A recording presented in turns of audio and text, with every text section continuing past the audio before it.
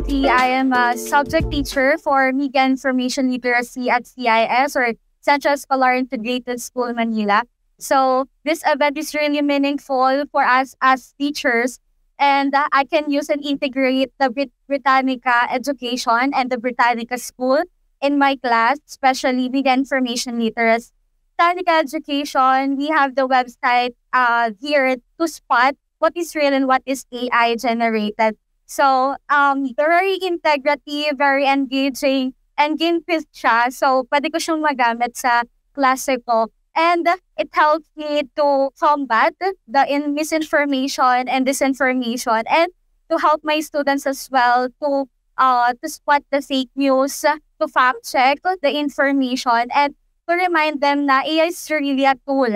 So, we are the one who deployed, we are the one who controlled, but the most important is hindi dapat tayo nagpapakontrol. So tayo yung dapat kumokontrol sa information or sa AI generated. And one more thing as well is fact check talaga is we need to pause, we need to think before we click on the information, and we need to assess on what is real and what is fake.